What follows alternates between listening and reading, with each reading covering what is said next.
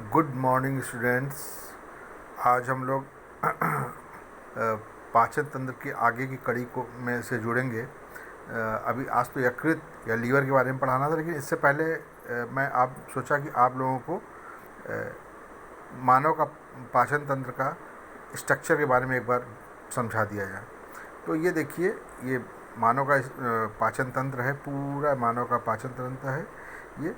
और यहाँ पे देखिए इंग्लिश में लिखा हुआ है, समझिए। टंग, अंदर जीभ है और अंदर सेलेवरी ग्लैंड है, एक जीभ के नीचे होती है। तो 3 जोड़ी होती है, एक इधर एक इधर, एक इधर एक इधर, जितने भी हैं उसके एक जोड़ा मान के चलिए। तो वो 3 जोड़ी सेलेवरी ग्लैंड होती है, उसके बारे में हम आप लोग को बता चुके हैं। ओरल कैविटी है, फेरिंग्स, ये यहाँ से जब भोजन जाता है फेरिंग्स होता है। वो फेरिंग्स कॉमन पैसेज है, एक कॉमन नलिका है जो वायु की नली और भोजन की नली को जोड़ती है। फिर आगे चल के वायु की नली फेफड़े में चली जाती है, और ये भोजन की नली ओएसोफेगस या ग्रास नली जिसे कहते हैं, उसको अंग्रेजी में ओएसोफेगस कहते हैं, वो नीचे की ओर चली जाती है और ये सीधी आती है स्टमक से यहाँ पर जुड़ जाती है। ये स्टमक है, यानी आमाशय है। ठीक, आमाशय में प्रोटीन का आंशिक पाचन होता है, और लाइपेज का आंशिक पाचन होता है। इस आमाशय में काइम का निर्माण होता है, इसमें क्रमाकुंचन गति होती है। इस सब बारे में आप लोग को बता चुका हूँ यहाँ पर। और भोजन 3 से 4 घंटे तक इसमें रहता है। अब ये आमाशय आगे चल के ड्यूडेनम में खुलती है। ये छोटी आंत है, ये बड़ी आंत है, ये बड़ी आंत है यहाँ पर, ये छोटी आंत है। बड़ी आंत के बारे में आप लोग को डिटेल में बता चुका हूँ विथ फिगर। और ये छोटी आंत है, छोटी आंत से जुड़ी होती है, ये देखिए। और जहाँ पर ये जुड़ता है, आमाशय का जो पार्ट है, छोटी आंत जुड़ता है, वो होता है ड्यूडेनम। देखो ये ड्यूडेनम, ये बड़े में देखिए, ये ड्यूडेनम। छोटी आंत का अंतिम भाग ये इससे जुड़ता है, ये इससे जुड़ता है, ये स्टमक है, सॉरी, हाँ ये स्टमक है, इसके से जुड़ता है, ड्यूडेनम से जुड़ता है। यहाँ ड्यूडेनम मतलब छोटी आंत का स्टार्टिंग, यानी क्षुद्रांत इसे बोलते हैं, इससे जुड़ता है। फिर वो छोटी आंत में के अंदर आगे की ओर बढ़ता है। ये रेक्टम है यहाँ पर, और इस यहीं पर पित्तवाहिनी होती है, इस यहाँ पर। और उसमें पित्त का संग्रह होता है, बनता नहीं है, बनता तो ये लीवर में है, लेकिन संग्रह पित्तवाहिनी में होती है, जिसे हम गाल ब्लेडर के नाम से जानते हैं। पैनक्रियाज और आमाशय होता है, ये मिश्रित ग्रंथि, इसके बारे में अभी हम लोग स्टडी करेंगे। तो ये था पूरा मानव का पाचन तंत्र। तो इसको भी आप लोग बनाने की कोशिश करिएगा, ये बनाइएगा, ठीक है। तो मुख से गुदा द्वार तक, ये देखो मुख से, ये मुख से लिखिए, मुख से गुदा द्वार तक की जो लंबाई होती है 8 से 10 मीटर होती है।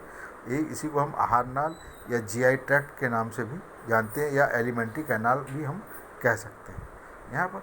और इससे संबंधित बहुत ग्रंथियाँ होती हैं।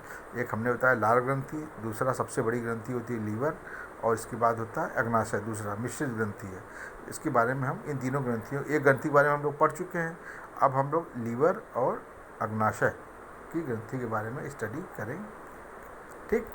तो नेक्स्ट देन हम आते हैं हम लोग यहाँ पर लीवर पर। देखिए लीवर यहाँ पर देखिए इस तरह से। तो लीवर में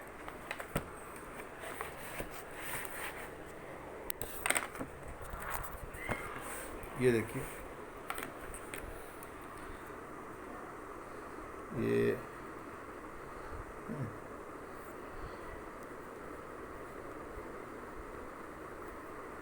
ये देखिए लीवर। तो लीवर है, तो लीवर क्या होता है, ये मनुष्य की सबसे बड़ी ग्रंथि होती है। इसका भार 1.2 से 1.5 ग्राम होता है, और किलोग्राम होता है। ये उदर के बीच में स्थित होता है। बाईं ओर की पाली छोटी होती है, दाईं ओर की पाली इसकी बड़ी होती है, 2 पालियों में बटा होता है।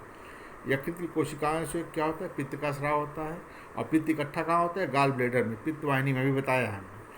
तो जो यकृत नलिका से होते हुए एक पतली पेशी थैली, पित्ताशय, इसे गाल ब्लेडर कहते हैं, इसी में जमा होता है। और पित्त का जो है नेचर कैसा होता है? पित्त पीले रंग का होता है, क्षारीय द्रव होता है। इसमें पित्त वर्णक पाए जाते हैं और पित्त लवण पाए जाते हैं। जो पित्त वर्णक क्या होते हैं? बिलिरुबिन और बिलिवर्डिन। अब बिलिरुबिन यही बढ़ जाता है बहुत ज़्यादा तो आदमी को जांडी से पीलिया की शिकायत हो जाती है। पित्त वर्णक बढ़ना नहीं चाहिए बिलिरुबिन। तो अब यकृत के कार्य, मेन यकृत के कार्य है पित्त का। ये अक्सर क्वेश्चन पूछा जाता है यकृत के कार्य कि पित्त का स्राव कहाँ से होता है? तो पित्त का स्राव तो यकृत से होगा। पित्त इकट्ठा कहाँ होता है? पित्ताशय में इकट्ठा होगा। ये अलग अलग क्वेश्चन है सब में। तो यकृत की कोशिकाएं हरे पीले रंग की क्षारीय द्रव स्रावित करती हैं, पित्तरस कहलाती हैं। भोजन के पाचन में यह वसा का इमल्सीकरण करती है। इमल्सीकरण का मतलब क्या होता है? इमल्सीकरण मतलब जैसे पानी बाल्टी में लिए हो तुम लोग हैं, तो पानी है तो उसमें अगर घी या तेल उसमें डाल दो तो क्या होता है? वो जम करके छोटे छोटे ड्रॉपलेट्स यानी बूंद बना लेती हैं। तो इसको क्या बोलते हैं?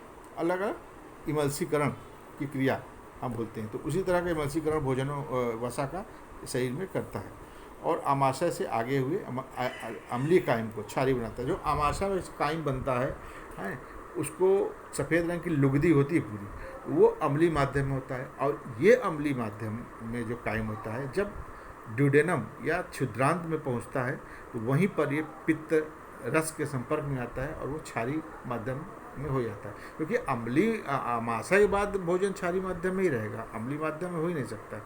दूसरा ग्लूकोज का संचय। तो ग्लूकोज का संचय में यकृत ग्लूकोज का संचय करता है। किस रूप में? ग्लाइकोजन के रूप में। ग्लाइकोजन को एनिमल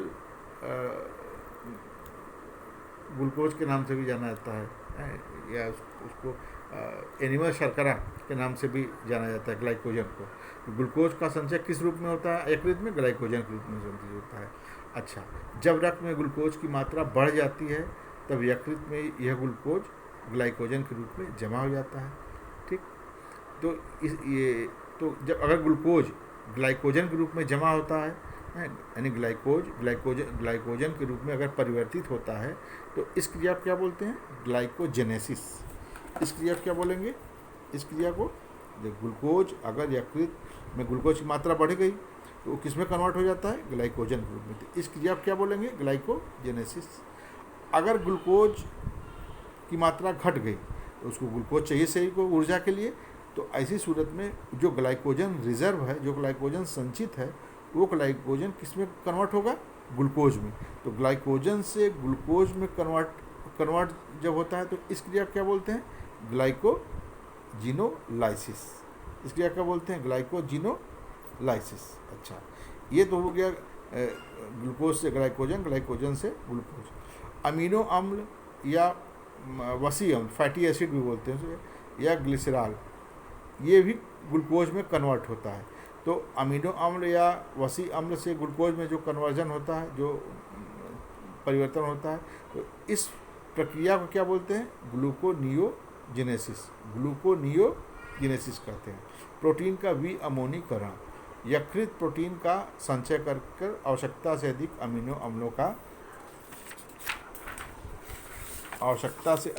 अम्लों का पायरुविक अम्ल व अमोनिया में परिवर्तन कर देता है। अगर आवश्यकता से ज़्यादा अमीनो अम्ल हमारे शरीर में होगा तो किस में कन्वर्ट होगा? पायरुविक एसिड में कन्वर्ट होगा, वह अमोनिया में परिवर्तन होगा। अब इसके बारे में बहुत डिटेल में आगे क्लास में पढ़ोगे। अब